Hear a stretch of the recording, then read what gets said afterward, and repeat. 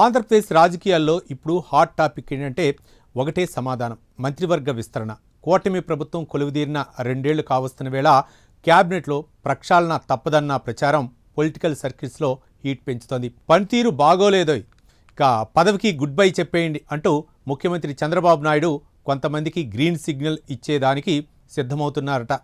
మొదట్లో జూనియర్లకు పెద్దపేట వేసిన బాబు ఇప్పుడు సీనియర్లకు ఛాన్స్ ఇవ్వాలని ప్లాన్ చేస్తున్నారా?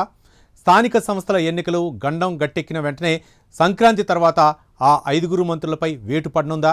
అసలు ఆ టార్గెట్లో ఉన్న ఆ లీడర్లు ఎవరు? ఆంధ్రప్రదేశ్ రాజకీయాల్లో ఇప్పుడు ఎక్కడ చూసినా మంత్రివర్గ విస్తరణ గురించే చర్చ జరుగుతోంది. కూటమి ప్రభుత్వం కొలువుదీరి 2 ఏళ్లు గడుస్తున్న వేళ క్యాబినెట్లో ప్రక్షాళన తప్పదన్న ప్రచారం ఊపందుకుంది. రాబోయే రాజకీయ పరిణామాలను బట్టి సంక్రాంతి తర్వాత ఈ మార్పులు చేర్పులు జరిగే అవకాశం స్పష్టంగా కనిపిస్తోంది. ముఖ్యంగా కొందరు మంత్రుల పనితీరుపై ముఖ్యమంత్రి చంద్రబాబు నాయుడు తీవ్ర అసంతృప్తితో ఉన్నారు. పాలనాపరమైన వేగం పెంచాలని, శాఖలపై పట్టు సాధించాలని ఎంత చెబుతున్నా వారిలో ఎలాంటి మార్పు రావటం లేదు.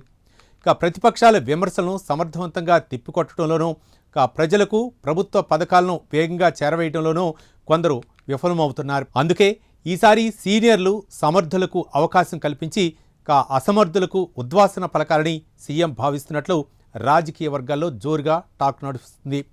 ఈ పరిణామాలు రానున్న రోజుల్లో రాజకీయంగా ఉత్కంఠను రేకెత్తిస్తున్నాయి. కూటమి అధికారంలోకి వచ్చిన మొదట్లోనే సీనియర్ నేతలకు పెద్దపేట వేస్తారని అంతా భావించారు. కానీ చంద్రబాబు నాయుడు అనూహ్యంగా జూనియర్లతో కూడిన మంత్రివర్గాన్ని ఏర్పాటు చేసి అందరినీ ఆశ్చర్యపరిచారు. క్యాబినెట్లోని 24 మందిలో 10 మంది కొత్తగా అసెంబ్లీకి ఎన్నికైన వారే ఉన్నారు.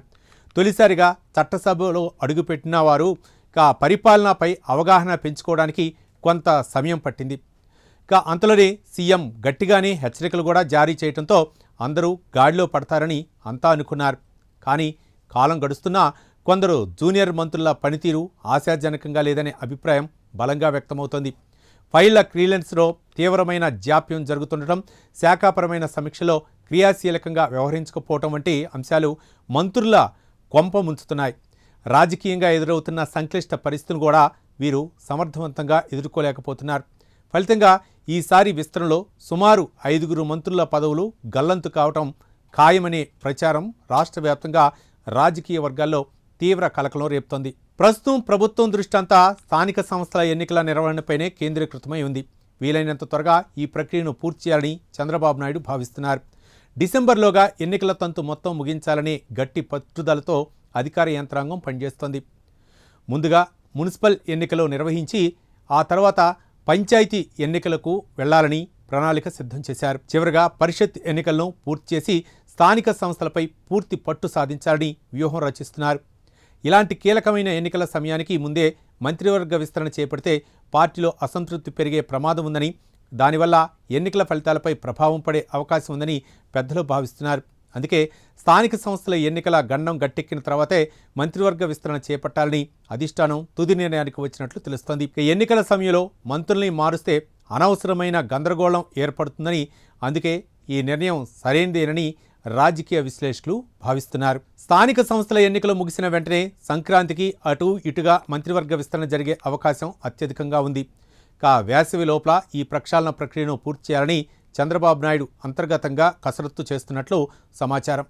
తొలి విడతలో చోటు దక్కించుకోలేకపోయిన కొందరు సీనియర్ ఎమ్మెల్యేలు ఇప్పుడు మంత్రివర్గ పదవులపై గంపెడు ఆశలతో ఎదురుచూస్తున్నారు.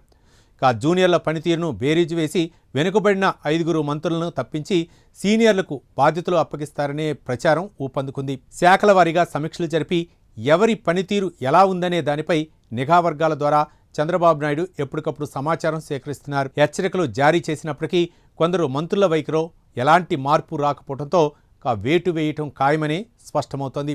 సమర్థులైన నాయకులకు మాత్రమే క్యాబినెట్లో చోటు కల్పించి ప్రభుత్వ పనితీరును మరింత వేగవంతం చేయాలనే లక్ష్యంతో చంద్రబాబు నాయుడు పకడ్బందీగా అడుగులు వేస్తున్నారు. మంత్రివర్గ విస్తరణ అంశం తెరపైకి రావడంతో అధికార పార్టీ ఎమ్మెల్యేలో ఉత్కంఠ నెలకొంది.